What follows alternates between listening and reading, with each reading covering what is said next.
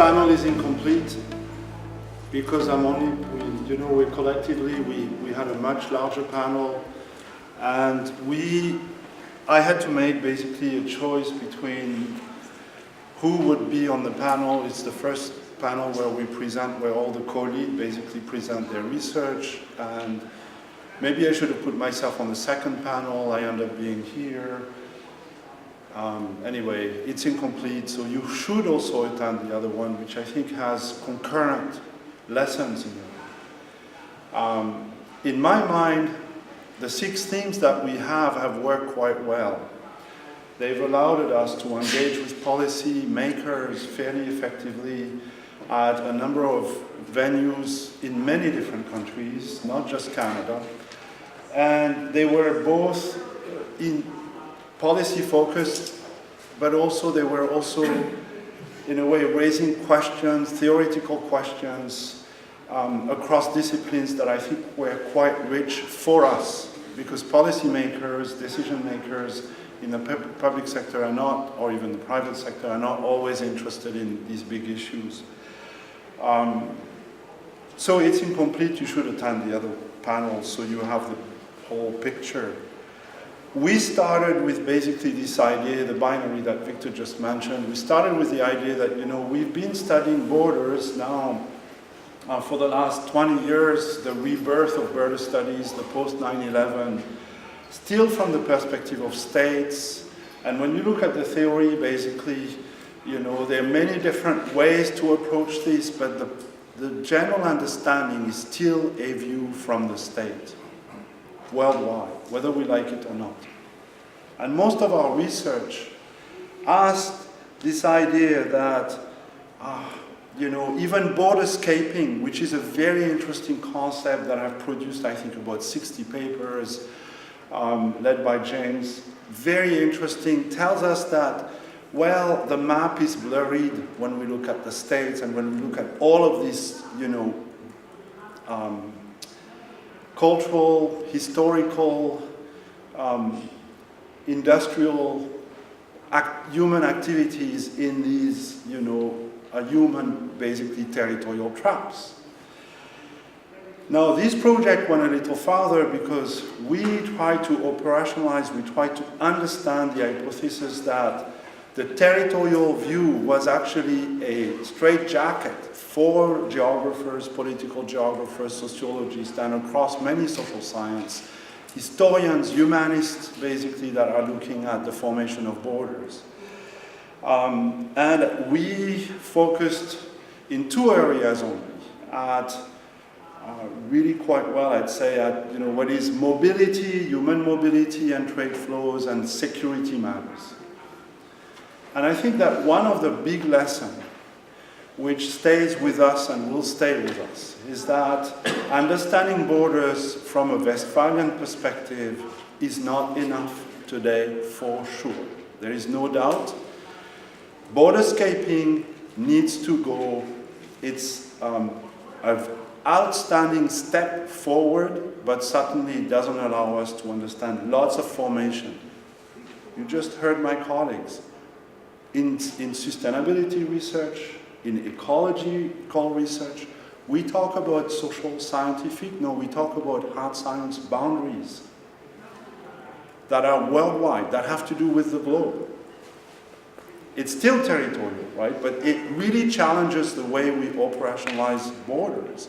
And the governance issues, the international governance issues that we have with this, is so mind-boggling that we don't know where to start to actually address the issue. When we look at the work that Victor just presented to us, we actually realize that even conceptually, theoretically, the idea of the binary of border culture and borderscaping is being challenged right there, right? It is being challenged in our cities, in our, urban world. So we have to rethink all of this, and the territoriality here, obviously, is at stake. Nothing is ever perfect. Research teams have all kinds of issues. We build up the agenda from the perspective of 6 research teams. We operationalize this in terms of doing comparative policy relevant work. It was driven to win research funding. We have a grant system in Canada, the partnership grants, that rewards policy-driven research. So that is what dominates a little bit. Note, however, that I have Randy and Victor in there, who've been pushing real hard. And what their work demonstrates to us is that, we have to go beyond borderscaping.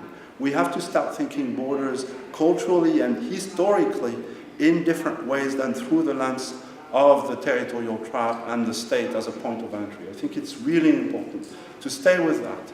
And I'm actually quite satisfied with those results. We can stay with this. I think the money that we spend is enough. You know why? Because we've gone the world over.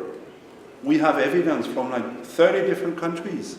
It's not just a Western-centered, kind of colonizing outlook that we have. It's actually a decolonizing, critical outlook that we have on the borders of the current world.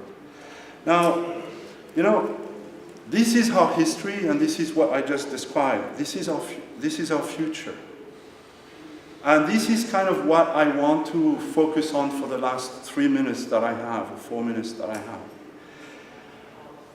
In terms of policy, the biggest, most difficult challenge is to understand the Anthropocene and how states, but also basically all of the policy actors that exist around the world will basically discuss this. One thing that we are learning from border studies through the mobility aspect of flows, right? The mobility aspect of flows is that this is driven by national perspective to this day, by local politics, by xenophobia in many different places of the world. But it is not, therefore, addressing the core question, which is what is the right governance for this huge problem that is a worldwide problem. So in terms of policy and in terms of the other areas that are kind of closer to us, I would say issues of understanding the governance of, basically borders in the 21st century, in terms of understanding the appearance and disappearance, whether it's a territorial frame or an aterritorial frame, or the next team is going to come up with a better way of operationalizing, of conceptualizing this. We are in between forms of territoriality where borders are still Westphalian and forms of aterritoriality where borders are driven by a worldwide agenda. There is no doubt about this. We have so much evidence. You don't have the work we do on security in these matters, but we see the formation of security regimes across security functions in many different places across the world. And for instance, today we had this morning a very interesting presentation even about the Middle East. However, if you study the same phenomenon, between India and Pakistan, you still find the old Westphalian system right there well in place. So our lesson is that comparison is really key and has taught us a lot of things.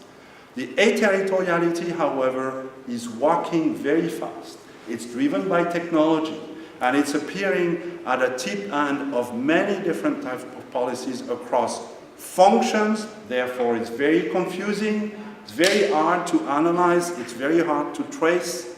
But one thing that we know is that this is about bordering non-contiguous territories from a global perspective down. It transforms airports, seaports, port of entries. It is where basically the mobility of humans and the trade flows are coming from one place to the rest of the world.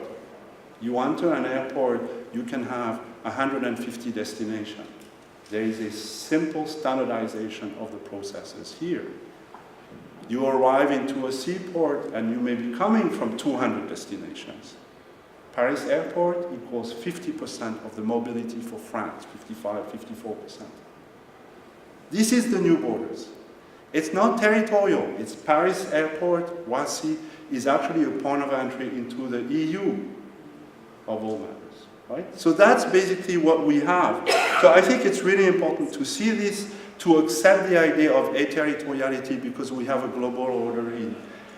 The project has not advertised the work on law, regulatory, and IR, but we are making a book on this, and it's going to come out in the next 12 months, where we are basically able to study global law from both a trade perspective, where it's progressing so fast that it's a little scary, because I think the states are generally completely on the defensive, international tribunals, and the new Chinese order in these matters.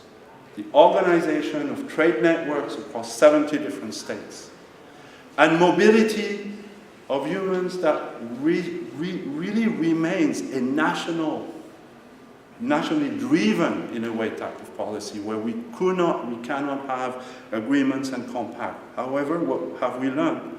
Well, today we have non-contiguous borders. I need to close because I'm at 11 and Aki is becoming very, very kind to me. That I think that we need to start looking at these non-contiguous border. We need to start looking at the policy implications of this transformation. And we need to look at not just mobility and flow. We need to look at the new territoriality inside the states. What is it that is going on in certain cities versus others, and so on and so forth. So that's what we've learned. I think it's enough for the kind of research program that we had. I will not address the methodological issues and things that Anne-Laure raised, but if you want, we can have a little questions. Thank you very much.